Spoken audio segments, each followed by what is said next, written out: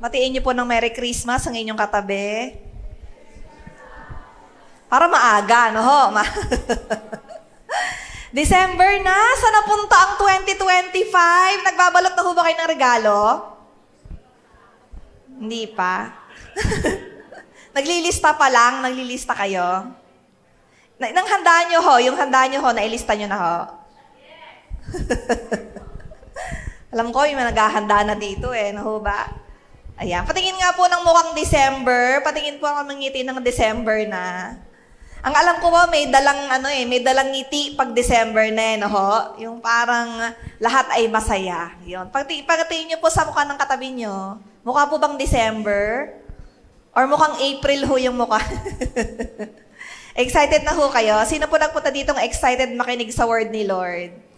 Sige pa, pray po muna tayo before we start. Panginoon, nagpapasalamat po kami dahil kanina pa namin nararanasan yung presensya mo, Panginoon. Lord, I pray na mag-move ka sa gitna namin, Panginoon. Lahat na nagpunta dito na ako sa presensya mo, alam ko na pupunuin mo ang bawat isa. We pray that your presence will change us. Your presence will move us, Lord God. Your presence, Lord God, will be felt, Panginoon, sa bawat isa sa amin. Kakatagpuin mo yung pangangailangan ng bawat isang nagpunta dito. At Lord, hindi kami lalabas sa lugar na to na hindi namin naranasan yung pagpapala mo, yung presensya mo, yung pag-ibig mo, Panginoon. Sinusurrender po namin ang araw na to. Itong araw na to ay para lamang sa iyo. We love you, Lord. We wanna seal this spiritual blood. In Jesus' name we pray. Amen. Lapakan nga po natin si Lord. Para po malaman kung gising pa ho kayo. Ako po si Pastor Liza. Welcome po sa mga first time nating kasama.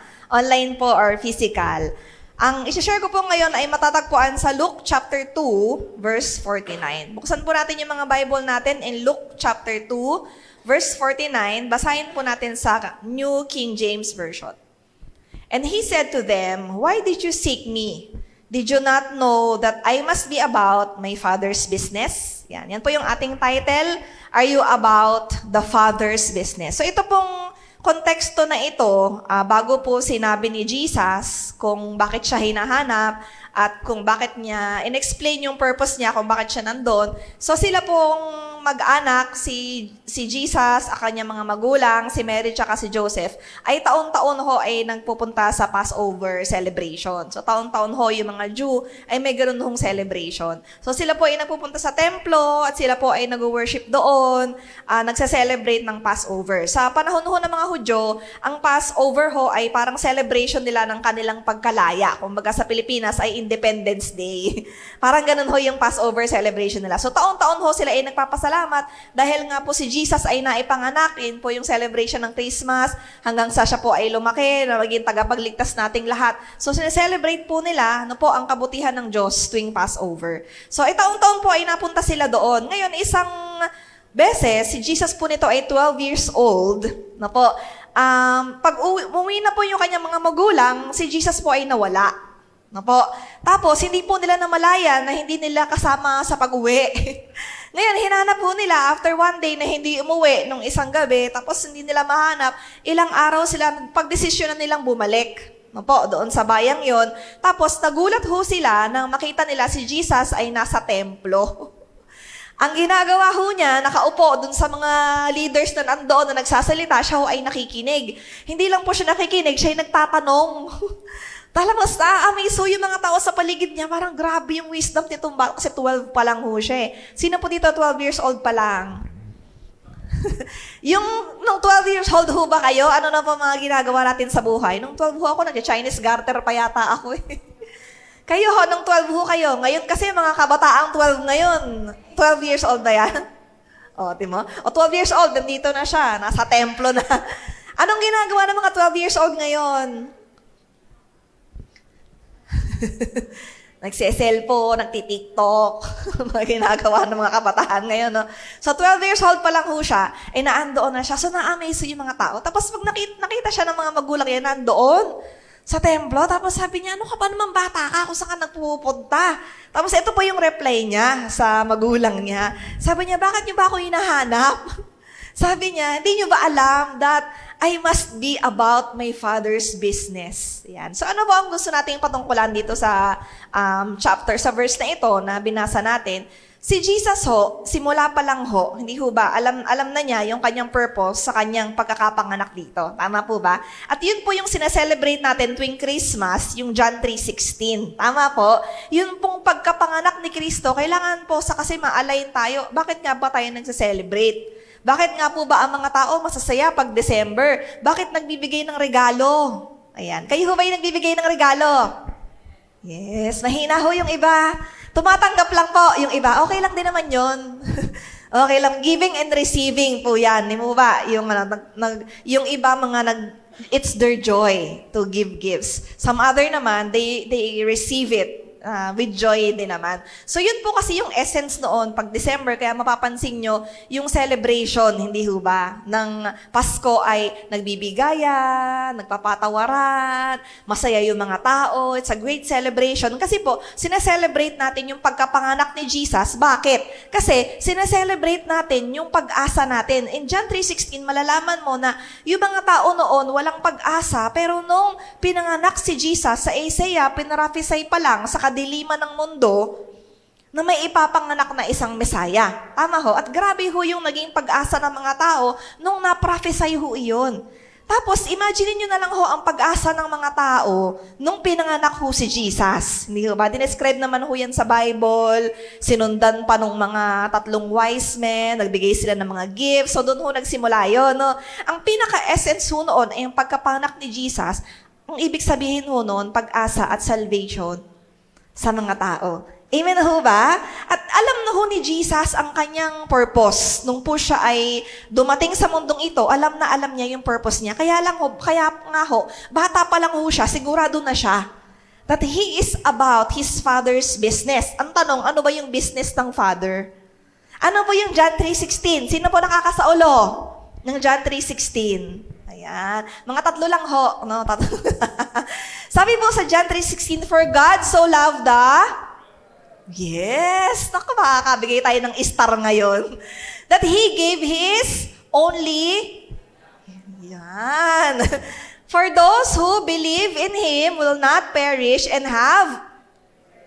Ayan. So, alam niyo, sa ulo niyo, no? Pero alam niyo ba talaga ang kahulugan ng John 3:16. Yan po yung sineselebrate natin eh. So, alam mo ni Jesus, no, na yung John 3:16 na for His Father loved this world, na siya ay ipinadala for a specific purpose. Tama po?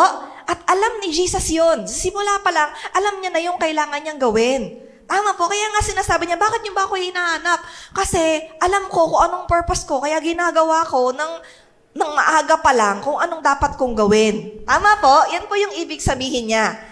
Now, ang tanong, ano po ba yung Father's business? Tayo po ba ay aligned?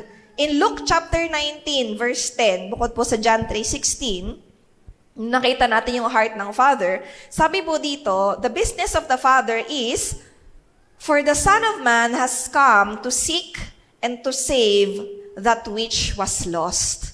Tama po.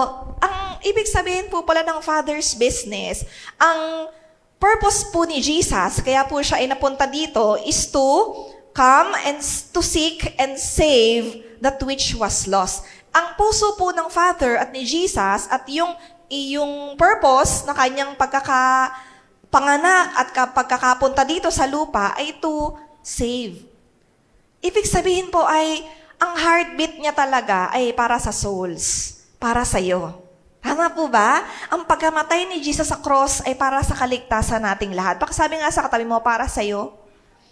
Yun po yung heartbeat, no? Pag nga po, inaalala ko tong revelation na ito, lagi akong kinikilig. Kumbaga, si Lord ho kasi merong certain space or certain part sa puso mo na ikaw lang ang makakapuno. For example ho, Nanay Eyu, may anak. Ilan mo ba ang anak ni Nanay Eyu? 4. Ay, 5 daw, sabi ng tatay. May ampon ho siguro siya. 4 ho ang anak niya. So, yung pong 4 na yon, may kanya-kanya po yung space. No? Although wala naman pong favoritism, hindi ko lang po alam kung may favorite si nanay. Si Tidona parang ayaw pumayag. Ayan. May bago daw siyang favorite, si Ruthie. Ang favorite niya ngayon. Yung pang... No, wala nang favorite yun. May favorite na siyang bago. 4 ho ang kanyang anak. No, ho. Tapos, lahat ho yun ay merong specific na place sa kanyang puso. Tama ho? Kayo ho ba, mga magulang, ganun din po kayo? Meron po kayong 5 anak, tapos sila ay may kanya-kanyang space sa puso mo. Tama po ba? Tapos kahit anong gawin ng isa, halimbawa nung gitna, kahit anong gawin nun, hindi mapupunoan ng space na yung bunso, hindi mapupunoan ng space ng panggitna kasi may special na part yon sa puso mo. Tama ho ba? Ganun din ho si Jesus. Ang pag-ibig ho ng Diyos ay hindi lang ho talagang collective na pag-ibig, kundi ang pag-ibig ho niya ay sobrang relational. No? Kaya nga po, ganun siya makirelate sa tao. It's a personal relationship. Ibig sabihin ho, lahat ho tayo ay may space sa puso ng Panginoon. And when we say that ang business ng pong Panginoon ay i-save yung mga tao, meron pong specific space sa heart ni Lord ang bawat isa sa atin. Tama ho? At gusto niya, wala siyang ibang desire kung hindi i-save at iligtas yung mga taong yon. Ang heartbeat po ni Lord ay para sa mga tao. Tama po? Kaya yun po yung purpose na i-fulfill ni Jesus is to save those people na lost. At yun po yung kanyang business. Alam niya, sigurado siya, ito po yung purpose ng kanyang buhay. Tama po ba? So ang tanong po sa atin, are you about the Father's business? Ganon din ho ba tayo? Yun din po ba? Alam po ba natin yung purpose natin? Alam po ba natin kung bakit tayo nandito ngayon? No, hindi lang po basta sa salvation, kasi kung talagang nire-reciprocate natin yung pag-ibig na yon, kung ang pag-ibig natin sa Panginoon, yung relationship natin sa Panginoon ay two-way, ang sabi po ng Bible, for those people na mahal si Lord, anong dapat gagawin? You must also obey. Tama po ba? Yung mga commandments ni Lord, yun po yung isang senyales na mahal mo si Lord, yun po yung isang resulta na ikaw ay umiibig sa Diyos. Sino po dito mahal si Lord? Taas ang kamay. Nagmamahal po ba kayo kay Lord? Alam niyo ho ba ang kanyang puso? No, ganun ho kasi pag nagmamahal hindi ho ba? Kayo po mga sino po may asawa na dito? Taas po ang kamay. Asawang lalaki ho muna, taas ang kamay. Alam niyo ho ang paboritong ulam ng asawa niyo? Ay, mahina. Parang di alam ng mga lalaki. At di na lang ulam. Favorite color na lang. Alam niyo ho, favorite color ng asawa niyo? Tayo, ano favorite color ni nanay? Pati si nanay, hindi niya alam ang favorite color niya. Sabi niya, huh?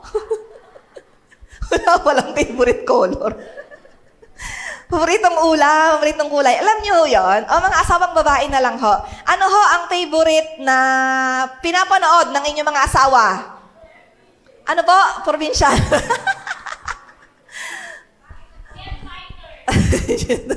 Alam niyo, laging pinapanood. Nakakilala mo niyo, laging pinapanood niya. Yung parang pag pinatigil niyo yung pinapanood, naiinis. Yung naiinis. Kapag nilipat niyo yung palabas, alam niyo yung mga favorite, hindi ho ba? So usually ho, kapag ganon, pag may relationship, alam niyo ho yung mga gusto niya, tama ho? Alam niyo yung mga passion niya, yung ginagawa niya, yung alam mo kung kailan maiinis, yung ganon.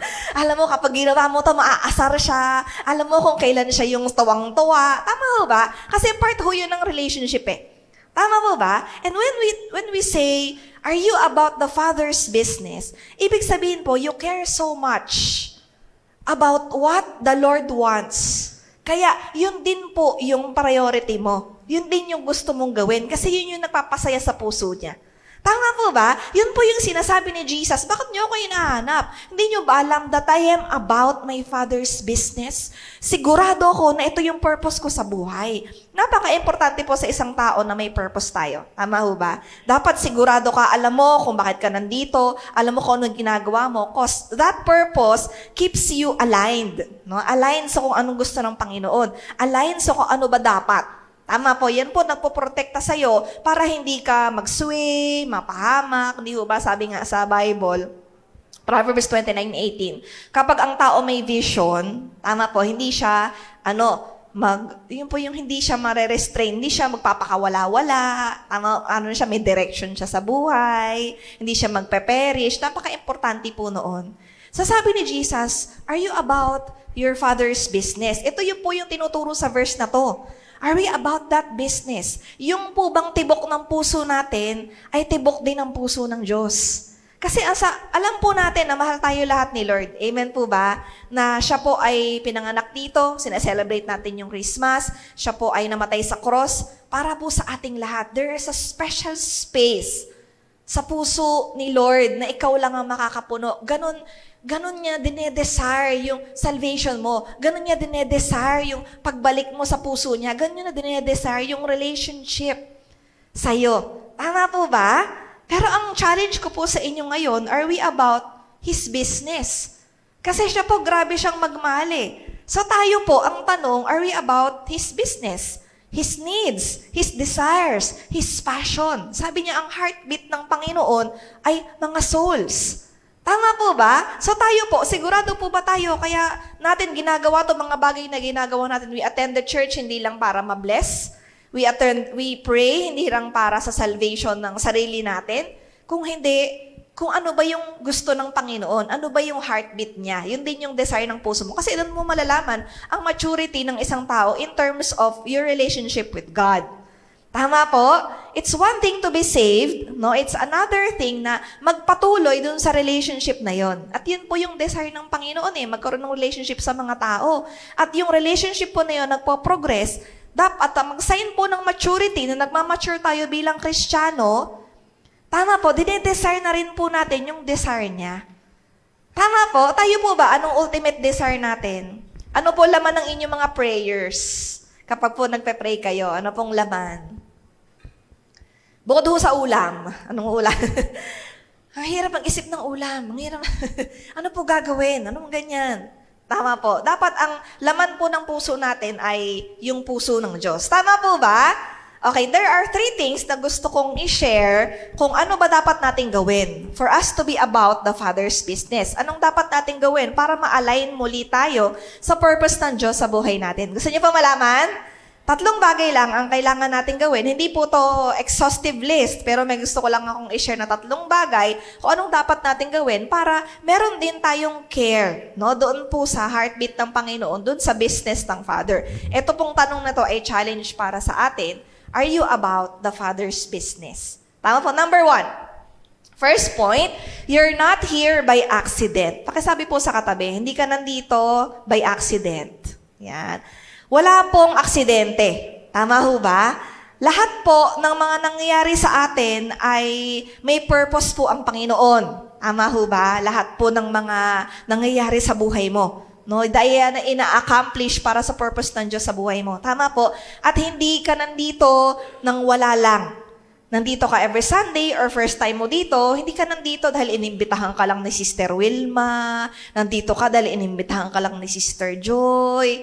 Hindi po, kaya pa kayo nandito, walang aksidente. Ito po ay designed na mapunta kayo dito, marinig niyo ang mga salita ng Panginoon, ma-experience niyo yung kanyang pag-ibig, ma-receive niyo yung salvation niya, wala pong aksidente. Tama po, yun po yung unang paraan for us to know kung ano ba yung business ng Panginoon. Kailangan maintindihan mo na may purpose ka na hindi aksidente. Tama po, in John 10:10, sabi po dito, "The thief comes only to steal and kill and destroy. I have come that they may have life and have it to the full." So, 2 parte ho itong verse na ito. Sinabi dito, meron daw pong thief na ang ginagawa niya ho sa mundong ito ay ninanakaw ho yung mga bagay na gustong ibigay ng Panginoon. So, yung second part naman ito, but the Lord has come to give us life. Yung unang part po ay pinag-usapan natin kanina.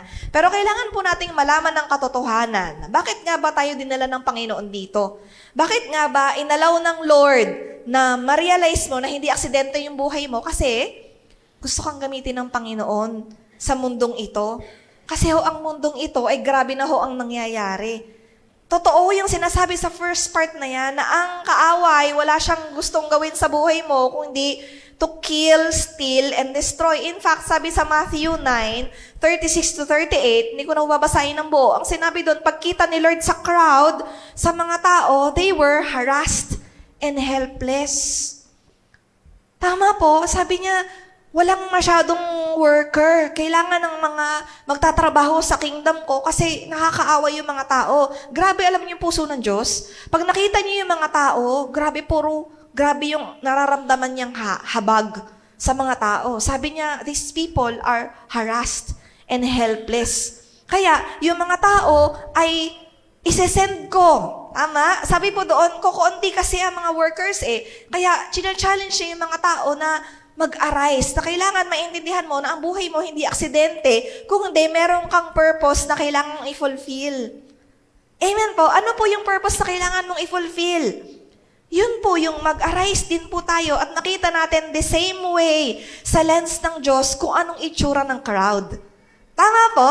Kaya nga po yung analogy ko sa inyo kanina, kung mahal po natin ang Panginoon, kung ang relationship po natin sa Panginoon ay nagfo-flourish, ay lumalalim, nakikita mo rin yung lens ni Lord Hindi lang po yung heartbeat niya, nakikita mo rin kung paano niya tingnan yung mga tao. Tama ho ba? Ang sabi niya, nung nakita niya yung crowd, nakakaawa, they're helpless, wala silang magawa, they're harassed. Kaya ang ginawa niya, tumawag siya ng mga tao na kagaya mo, iniligtas niya yung mga tao, kinomfort niya, in-encourage niya, para at the same way, na malaman mo yung puso niya na magamit ka niya rin. Tama po, kailangan po siguro buksan natin yung mga mata natin sa mga nangyayari sa paligid ngayon. Tama ho ba? Tingnan niyo na lang ho, uda sa pamilya ninyo. Hindi po ba? Ilan po sa family members natin ang hindi pa kilala si Lord? Ilan po sa mga kaibigan natin ang hindi pa kilala si Lord, sa mga kamag-anak, sa community natin, sa mga tao sa paligid natin ang hindi pa nakakilala kay Lord. Alam niyo po, yung sa face value ng mga tao, hindi naman po nila sasabihin, hindi niya agad malalaman na may pangangailangan. Kami sa mga kabataan, isang eye-opener po talaga sa akin. Kaya sabi ko kay Lord nitong huling awakening na, Lord, talagang magpapagamit ako sa'yo. Kasi yung mga kabataan ho na nag-awakening doon, akala namin parang okay lang sila, they are attending the church, ganyan-ganyan. Tapos nung nag-awakening ho, talaga hong na-discover namin na grabe pala talaga ang pinagdadaanan ng mga kabataang ito. Hindi po mahahalata sa buhay nila na ganun nakalalim yung pinagdadaanan nila kasi masaya naman po sila, uma-attend sila ng church, pero hindi mo malalaman, grabe na yung mga mental illnesses nila, grabe yung pambubugbog ng pamilya, yung iba pinapagsamantalahan pa ho ng mga, alam mo yun, yung iba kamag-anak pa. Akala ko sa balita lang nangyayari yun, akala ko sa mga teleserye lang nangyayari yung mga ganun. Yung pala, yung napapanood mo sa TV, ay nangyayari pala talaga sa society na ginagalawa natin. Yung napapanood mo pala sa teleserye, akala mo teleserye. Pero nang pinagdadaanan pala talaga ng mga totoong tao, ng mga kabataan na naaabot ng kamay mo, nakakausap mo sa araw-araw, hindi pala araw-araw, tuwing linggo, o kayo nakakausap ninyo, na grabe pala talaga kung wala talaga ang Diyos sa kanilang buhay. Paano na lang? So parang yung lens ng Panginoon is the same lens that we have to use today, that the crowd and this generation is lost and helpless and harassed. Totoo yun. Tama po ba? Ang dami pong mga tao and at face value, akala natin masayahin, ganito, pero grabe na po pala ang nangyayari sa kalooban nila. Ang kailangan po, salvation, salita ng Diyos. Tama po, kailangan po nilang marinig na merong pang pag-asa. Sabi mo nga sa tayo mo, may pag-asa pa. Hindi po tayo dinala ng Panginoon dito para lang makinig ng salita ng Panginoon, ma-bless, pagalingin, mapagpala, bonus lang ho yun. Tama po ba? Alam niyo po yung ultimate goal ng Panginoon is magamit po tayo sa kingdom niya. Tama po? Patayo pong mga dating lost din, mga dati na hindi natin alam ang gagawin, yung dating hindi natin alam kung saan tayo kakapit. Ngayon, nung nakilala mo si Kristo, nagkaroon ka ng pag-asa. Yun po yung message ng Pasko, nagkaroon ng pag-asa. Yun din po ang sasabihin natin sa ibang mga tao. Tama po, that's why you were here not by accident. Hindi ka lang po papagalingin ng Panginoon para lang sa sarili mo. Papagalingin ka niya kasi yung healing na na-experience mo ay magiging testimony.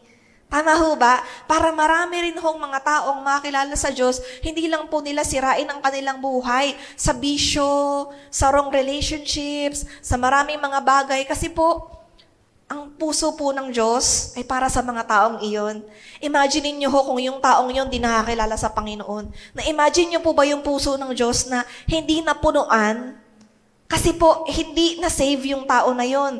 Nahuli na ang lahat. No? Kaya ka nandyan, niligtas ka ng Panginoon kasi hindi aksidente. Tama po? Ang buhay mo ay gagamitin ng Panginoon. Tama po ba? Sabi nga sa Book of Esther, in Esther 4:14, and who knows that you have come to your royal position for such a time as this. Tama po. Alam po natin yung buhay ni Esther, no? Napunta siya sa royal palace. Hindi pala para sa sarili niya, no? Hindi lang pala para maging queen siya. Kung hindi, para iligtas niya pala yung buong bayan. Tingnan mo, sabi mo sa katabi mo, who knows? Diba? Who knows? Kaya ka na maging business owner. Diba? Who knows? Kaya yung business mo talagang binebless ng Panginoon. Kasi pala, may mga kasama ka sa business na masyasharean mo pala.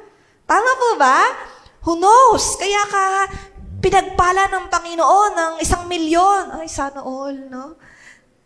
Kasi mayroon ka palang mga marireach na mga tao and who knows? Kaya ka pala nagkaroon ng sakit at pinagaling ka ng Panginoon. Miracle ang buhay mo. Tama po ba? Yung buhay ho nga namin, kung nandito ho kayo last week, yung sineshare ni Pastora Tin, yung aking mala MMK na istorya, hindi ho ba, na sineshare ko po sa mga kabataan. Kasi dami yung kabataan ngayon, broken family din eh. Tama ho ba? So pag sinishare ko yung testimony ko na hindi ka, ang past mo ay hindi magde-define sa kung ano ka ngayon. Tama ho ba? Kung ano man ang nangyari sa'yo noon, tapos na yon. Magpatawad ka, magpasalamat ka, at ngayon gagamitin ka ng Panginoon. Ang dami ho mga kabataan, hindi ho ba, na nagtatanim ng galit sa kanilang mga magulang kasi ganito, kasi ganito. Hindi ho yun magdidictate. Tama ho ba? And who knows? Kaya pala ganun yung nangyari sa iyo noon, kasi pala, gagamitin ka pala ng Panginoon. Tama po, walang aksidente. Sabi mo sa tayo mo, walang aksidente. At alam niyo po, hindi niyo po kailangan ng ganitong platform para ho, magamit ho kayo ng Panginoon. Tama po? Kailangan lang po natin, parang si Jesus, are you about your Father's business? Kailangan malaman mo lang ang purpose ng buhay mo, ay hindi lang para sa salvation ng sarili natin, kundi para sa ibang tao. Hindi po natin kailangan ng ganitong platform na maging pastor din ho kayo, maging leader ho. Hindi kailangan. Yan pong mga nakakasalamuhan natin araw-araw. Tama po doon? I-share nyo lang ho ang inyong testimony and who knows? Tama po ba? Madala nyo ho rin sila dito. May isang tao po na maliligtas dahil sa pag-ibig ng Diyos, dahil sa istorya ng buhay mo, dahil sa salvation na experience natin. Amen po. Sabihin nyo sa katabi nyo, hindi ka aksidente. Okay, number 2. Second point po. Your calling is greater than your problem. Tandaan po natin yan. So para maintindihan po natin yung puso ng Diyos, lagi nating tatandaan, yung calling po natin ay mas great than your problem. Sino po may mga problema dito? Huwag nyo nang itaas ang kamay nyo, lahat naman ng tao may problema. Tama po ba? Pero ano pong good news? Sabi mo sa katabi mo, may good news. May good news. May problema ka man ngayon, may good news. Okay, verse 9 in 2 Timothy chapter 1. He has saved us and called us to a holy life, not because of anything we have done, but because of His own purpose and grace. Pakisabi nga po, own purpose. Yan. So tayo po daw ay hindi lang niligtas, He saved us, yes, and He called us to holy life, hindi dahil sa kaya mong gawin. Tama po, but dahil sa kanyang purpose and grace. Tama po, God has called you for His own purpose. May purpose po siyang kailangan i-fulfill. At ano po yung purpose ng Diyos? He came to save the lost. He came to save the people. Yan po yung own purpose niya. Kaya sabi niya, niligtas ka niya, tinawag ka niya, hindi dahil sa kaya mong gawin, kung hindi sa sarili niyang purpose. Tama po, kailangan po nating tandaan na mas matindi ang call ng Panginoon. In Romans 11:29, sabi dito, for God's gift and His call are irrevocable. Tama po, yung calling ng Diyos sa'yo, kahit takasan mo pa, babalik at babalik ka sa call na yan. Tama po. So, ang good news is, yung purpose mo is greater than all the pressure that you're going through. Tama ho ba? Yung calling mo is greater than all the stress. Yung calling mo, irrevocable yan. Yung problema, it will just come and go. Yan ay ginagamit lang para i-polish yung character mo. It will pass. Tama po? It will pass. Maniwala ho kayo, wala hong problemang hindi natatapos. Umuulit. Joke lang ho. Yung iba minsan may problema ka sa finances, mamaya sa ganito naman. Ganun talaga ho eh. Sabi dito ni Lord, in this world, there will be troubles. Pero na-overcome na ni Lord lahat. So kailangan po lang po nating tandaan na yung confusion, kung ano yung stress, yung mga problema, pressure ng mundong ito, wala yan over the calling, over the purpose of God in your life. Tama po ba? Yung mga problema, yung mga stress, yung sakit, at yung mga negativity na na-experience natin ngayon, hindi yan magdi-disqualify sa'yo. Tama po? Kasi sabi ng Panginoon doon, niligtas ka niya, tinawag ka niya, hindi dahil sa kung anong kaya mong gawin. Tama po? Kung hindi, para i-fulfill ang kanyang purpose by grace. Tama po ba? Sa grace ng Panginoon. Amen po. So, hindi ka, sabi mo sa katabi mo, hindi ka disqualified. Kung may nagawa ka mang mali noon, hindi yan magdi-disqualify sa'yo. Kung dahil sa mga failure na nagawa mo in the past, stand up, repent. Tama po? At tanggapin mo si Kristo sa buhay mo. Hindi magdi-disqualify. Your calling will always be greater than anything else in this world. Amen po? Kaya sabihin mo kay Lord, Lord, sorry sa mga nagawa ko, bumangon ka, mag-repent ka, ang sabi ng Panginoon. If you repent from your sins, He is just. Tama po? He is faithful to forgive you from all your sins. Sabi po, sabi pa sa Bible, ang righteous, they may fall 7 times, but they rise again.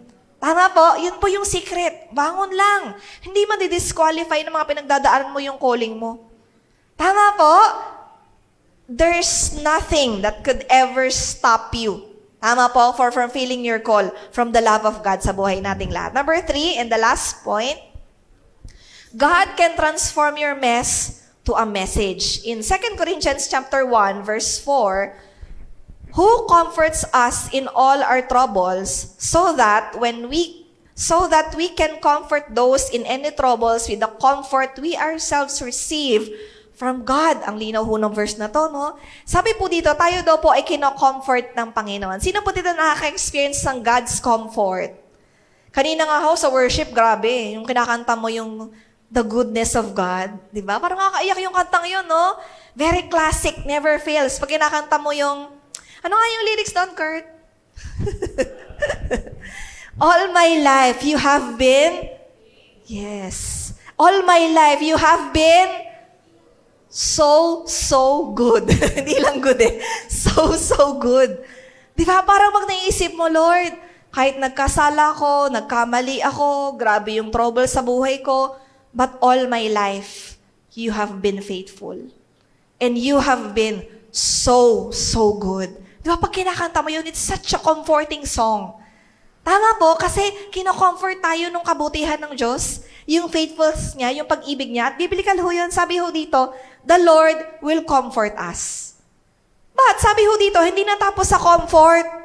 Ano bang sabi? That we can comfort those in any trouble with the comfort we ourselves receive from God. Amen ho? Sabi niya, yung message ng buhay mo, it's not just there as a message, no, para sa sarili mo. Yan pong mess sa buhay natin, lahat na mangyari sa buhay natin can be transformed as message, as the same comfort sa ibang mga tao. Tama po? Yung mga testimony ng buhay mo, the greater the testimony, the greater the call. Tama po? Kaya pala, sabi mo sa katabi mo, kaya pala ito yung mga nangyari sa buhay ko. No, kasi pala, gagamitin pala ako ng Panginoon. Tama po, sabi po sa 1 Corinthians 1:27, talon ho tayo sa verse 27. But God chose the foolish things of the world to shame the wise. God chose the weak things of the world to shame the strong. God chose the lowly things of this world and the despised things and the things that are not to nullify the things that are, so that no one may boast before Him. Ano pong sabi dito? Sino pong mga pinipili ng Panginoon? Sabi dyan, foolish things, weak things, lowly things. Tama po? So hindi mo kailangan minsan ho kasi ang mindset natin, magpapagamit po ako sa Panginoon kapag ayos na ang lahat sa buhay ko. Ayan. Pastora, gusto ko naman talagang magpatuloy. No, hindi mo alam yung desire ko na maging faithful tuwing Sunday sa mga bagay na ginagawa ko para kay Lord. Pero, Pastora, sa ngayon, aayusin ko muna yung buhay ko. Ayan. Sabi mo sa'yo, tama, ikaw ba yon? Dumaan ka ba sa ganong season?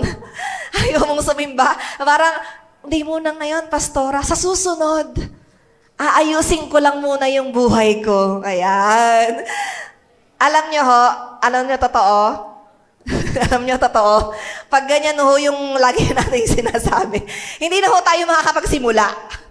Kasi ho, talaga ho, ang sabi kasi ng Panginoon, alam nyo, pinipili niya yung mga bagay na mahina, foolish things, yung mga lowly things. Kasi gusto niyang isabihin sa'yo na in your weakness, I am your strength. Tama po? Gustong sabihin sa'yo ng Panginoon, sa mga pagkakataong yan, na mahina ka at nagpapagamit ka sa akin, ako ang magpapalakas sa'yo. Tama po, hindi po natin kailangang hanapan ng perfect timing na maging ayos ang lahat para magpagamit po tayo sa Panginoon. Alam niyo po yung mess na pinagdadaanan nyo, hindi lang po yun mess as it is. Tama ho, kaya po siya naging ganon kasi gustong i-transform ng Panginoon yung buhay mo into a message. A good message of the goodness of God. Tama po? A good message of restoration, a good message of salvation, a new good message of new beginnings. Tama po? A new message of healing, a new message of transformation. Tama po? At ginagawa po ng Lord yan sa buhay natin, no? Para po sa ibang mga tao. Kasi ho, ang puso ng Diyos ay ganon. I will end with Matthew chapter 24, verse 46 pala. Matthew 24, verse 46. Blessed is that servant whom the master finds doing his work. Tama po, sobrang blessed daw po yung isang servant o yung isang tao na pagdating ho ng master, na-adaptan siya na ginagawa yung work ni Lord. Amen po ba? Pagdating po ng panahon, dumating si Lord, makita tayo ng mukhaan, ano po bang aabutan niya? Ano pong gusto niyong abutan ni Lord na ginagawa natin pagdating niya? Tama po? Kailangan maging challenge po yun sa atin eh. Are you about the Father's business? Ang salvation po ay hindi lang salvation it itself. Lahat po tayo ay gustong isave ng Panginoon. Sa mga verses na binasa natin, napakalinaw po na ang puso ng Diyos ay toward sa mga tao na nawawala. Tama po? Kaya po natin, may mga taong ginamit sa buhay natin, nakilala po natin si Lord, nagpapatuloy po tayo, na-experience po natin ang kanyang miracle, yung healing, salvation, restoration, transformation. Ang dami nating naranasan ng goodness at faithfulness niya, healing sa lahat ng area ng buhay natin. We experience all that, not just for ourselves. Tama po, kasi ang puso po ng Diyos, kung talaga pong nagmamature tayo spiritually, nalalaman mo yung puso niya, nalalaman mo kung paano niya tingnan.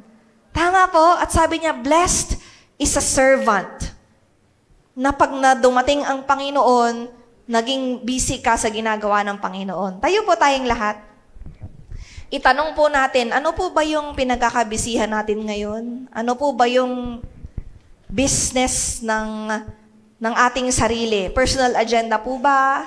Po, alam niyo po, ang pinaka magandang gift, alam po na ibigay natin ngayong Pasko kasi po, ngayong season of Christmas, grabe yung pagpe-prepare natin, grabe yung pagbibigay natin ng gift. Alam niyo po, best gift that you could ever give sa mga tao ay good news.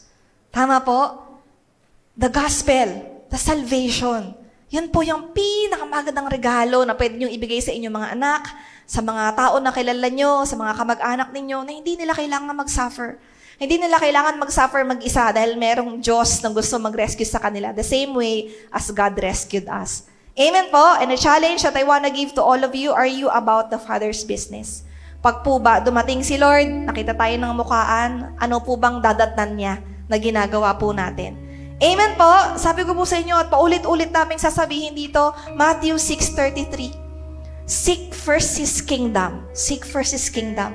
And all those things, all the blessings in all areas of your life will be added unto you. Sige, pigit po tayong lahat. Let's close our eyes and bow our heads. And let's feel the presence of the Lord. Gusto ko po, damahin natin ang puso ng Diyos ngayon kung papaanong tumitibok yung puso niya para sa'yo. To some of you who came here for the very first time, tanggapin mo yung message ng Panginoon that there is a void in His heart na ikaw lang yung makakapuno. Ang tagal inantay ng pagkakataong ng Panginoon na pumunta ka dito, this is not an accident. That God has brought you here for you to experience His love, His embrace, and His salvation. Tanggapin mo. Tanggapin mo si Kristo. Tanggapin mo yung pag-ibig niya. Hindi mo kailangang mag-isa. Hindi mo kailangang sirain ang buhay mo sa mga bisyo, sa lahat ng bagay sa mundong ito, sa stress, sa problema, sa anxiety, sa lahat ng mga mental illnesses, sa lahat ng lain ng mundong ito. Kasi merong isang Diyos na pinanganak sa mundong ito, binigay ang buhay niya para sa kaligtasan mo. And the heartbeat of Jesus and the Father is for you. Receive His love, receive His salvation. And to those of you who are saved, pasalamatan mo si Lord kasi gusto Kanyang gamitin. Gustong gamitin ng Panginoon ang buhay mo, hindi lang para sa sarili mo. And if you're this person, you wanna tell God, Lord, gusto kitang muling tanggapin sa buhay ko. If you're a first time, or you're joining us the very first time online, kung gusto mong tanggapin si Kristo, taas mo yung kamay mo. Or if you're this person, you wanted to answer the question, are you about the Father's business? Gusto mong mag-mature spiritually at gusto mong alamin ang puso ng Diyos kasi ganun mo siya kamahal. Na gusto mo magawin yung mga bagay na nagpi-please sa Kanya, yung mga bagay na nakakapagpangiti sa Kanya. Gusto mong gawin yung business niya kasi yun yung tibok ng puso mo. Sinasabi mo na ganun mo siya kamahal. And if you're that person, gusto mong magpagamit sa Panginoon and be about His business, I want you to raise your hand. Raise your hand, hindi po sa akin, hindi po sa katabi ninyo, kundi as a sign of surrender sa Panginoon. To those of you, you're going through problems, financial problems, problem sa pamilya, problema sa lahat ng area ng buhay mo, problema sa sarili mo. Gustong sabihin sa'yo ng Panginoon, gusto kong gamitin ang sitwasyon mo to become a message. He's the God who will provide. He's good. He's faithful. Unahin mo ang kingdom niya. Unahin mo siya. I-surrender mo yung buhay mo sa Panginoon. And all those things will be added unto your life. Sa lahat po ng nakataas ang kamay, sige po, isuko mo yung buhay mo sa Panginoon. Tanggapin mo siya sa buhay mo. Pagamit ka sa Kanya. Lord, transform my life. Transform this mess into a message. Transform my life, O God. Now I acknowledge, Lord, that my life is all for your glory. All the comfort and encouragement, all the healing that I receive is for me to comfort other people. I want to be used by you, Jesus. Let me pray for all of you who are raising your hand. Panginoon, nakikita mo po ang kamay ng mga anak mo ngayon. For those of them who raised their hand, gusto kanilang tanggapin muli sa buhay nila. Marahil yung iba sa kanila, Panginoon, tumalikod sa presensya mo. Pero ngayon, nandito sila, bumabalik sa piling mo. Hayaan mo, maramdaman nila, Panginoon, ang grabing pag-ibig mo, Lord God. Ang puso mo, Lord God, cries out, Lord God, for their lives, for their salvation, Jesus. Lord, I pray that they will embrace your salvation and your love once again. And for those of them, Lord God, na nakataas ang kami ngayon, nagpapagamit sa iyo, I pray na ikaw po ang kasagutan ng kanilang mga panalangin. Lahat ng mga people na nagpapagamit sa iyo, Panginoon, katagpuin mo po ang kanilang mga pangangailangan. Transform their life into a good message of hope, of salvation, of healing, of restoration, of new beginning, O God. Transform their lives into a miracle for them to be used by you alone, Jesus. Thank you. Thank you, Jesus. Lord, maraming salamat po sa ginawa mo ngayong umagang ito. Maraming salamat sa mga anak mong nabigay muli ng buhay sa iyo. Salamat sa mga anak mo, Panginoon, na tumanggap muli sa iyo, Lord God. Maraming salamat, Panginoon. And Lord, simula po ngayon na inaalay po namin ang buhay namin sa iyo. Maraming salamat sa presensya mo. Maraming salamat dahil muli mong inalay ng puso namin sa iyo. Maraming salamat dahil muli mo kaming kinomfort. Muli mo kaming binigyan ng lakas. Muli mo kaming pinagaling, Panginoon. Maraming salamat sa iyo. Lord, salamat sa continuous reminder ng pag-ibig mo. Salamat sa diwa ng Pasko. Maraming salamat dahil bumaba ka sa lupa, Panginoon, para iligtas kaming lahat. Salamat sa pag-ibig mo, Panginoon. And in return, here we are. Here's our lives. Use us for your glory. We thank you for what you've done today. We love you, Lord. We wanna seal this prayer with your blood. In Jesus' name we pray. Amen. Palakpakan po natin si Lord. And for those of you na gustong tanggapin si Kristo sa buhay mo, pikit po muli tayo. Sundan niyo po ako sa panalangin na to kung gusto mong tanggapin si Kristo sa buhay mo, na muli kang magbalik sa pag-ibig niya. If this is your first time na marinig mo ito, gustong sabihin sa'yo ng Panginoon na mahal ka niya. Sabayan mo ako sa panalangin to, tanggapin mo si Kristo sa buhay mo. Panginoon, salamat sa pag-ibig mo. Ngayon, alam ko na hindi aksidente na ang buhay ko. May plano ka. May plano ka sa buhay ko. At ngayon, binubuksan ko ang puso ko sa iyo. Tinatanggap kita bilang aking Panginoon at tagapagligtas. Patawarin mo ko sa lahat ng mga bagay na nagawa ko. At simula ngayon ay gusto ko lang mamuhay para lamang sa iyo. I love you, Lord. In Jesus' name I pray. Amen.